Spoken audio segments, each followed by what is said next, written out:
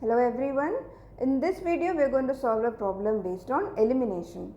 So here a question that is asked here is that we need to identify the major product obtained when each of these alkyl halides react with the base which is nothing but sodium ethoxide. So we know that when alkyl halides react with a base, elimination reaction takes place to give alkenes as the final product. So we also know that dehydrohalogenation is nothing but the reaction in which elimination of hydrogen atom from beta carbon and halogen atom from the alpha carbon takes place. And the major product or the alkene that is obtained in major quantity is determined by that particular alkene which is more stable or that alkene which is more substituted. Let us now try to solve the first reaction. So in the first reaction it is given that 1-bromo-1-methyl cyclohexane reacts with sodium ethoxide. The structure of that is nothing but given here. So we can see that when this particular haloalkane react with the base sodium ethoxide, only two different alkenes are formed.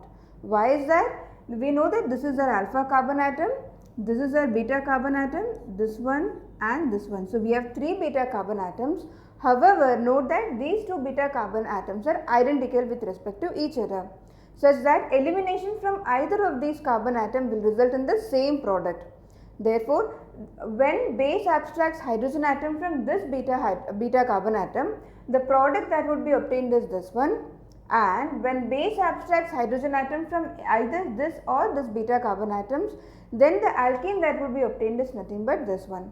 Now, if you look at these two alkenes, you can easily identify that this particular alkene will be the major product because this double bond is more substituted. What do we mean by more substituted? That is, it has more number of alkyl groups attached to it. Here we have methyl and these two CH2 and CH2, whereas here we have CH2, CH2 and two hydrogen atoms attached, and therefore this will be our major product. Let's go to the next reaction. Here it is given that when 2-chloro-2-methylbutane reacts with sodium ethoxide, which one would be the major product obtained? So if you draw the structure of that, it would be like something like this, and you can see here again we will get only two different alkenes. That is, this is our alpha carbon atom, this is a beta carbon as well as this one. Again you can notice that these two beta carbon atoms are identical because both of these are methyl groups. Therefore, when sodium ethoxide or the ethoxide ion abstracts hydrogen atom from either of this methyl group, you get the same product. And therefore, the product obtained when ethoxide ion abstracts hydrogen atom from either of the methyl groups is nothing but this, and when ethoxide ion abstracts hydrogen from this particular beta carbon, you can get this as a major product. And now in these two alkenes, this will be a major product again because this double bond is more substituted, which makes it more stable. The last reaction we have reaction of 2,2,3-trimethyl 3-bromopentane, which when reacts with sodium ethoxide, again if you draw the structure of that, we can easily notice that here again we get only two different alkenes. And let's try to see that this has alpha carbon, this is a beta carbon, and this is also beta carbon, this is also beta carbon.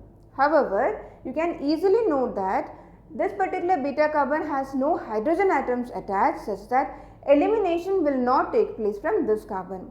Therefore, you can get only two different alkenes. Here again, when ethoxide ion abstracts hydrogen atom from this beta carbon, you get this as a product, and when ethoxide ion abstracts hydrogen atom from this methyl group, you get this as your alkene.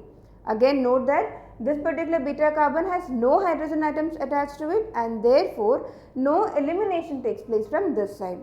Now, which of these is more stable alkene? Obviously, this particular alkene is more stable as it is more substituted as compared to this particular alkene. I hope you are very clear on how to identify the major alkene or the major product obtained in a given elimination reaction. Thank you.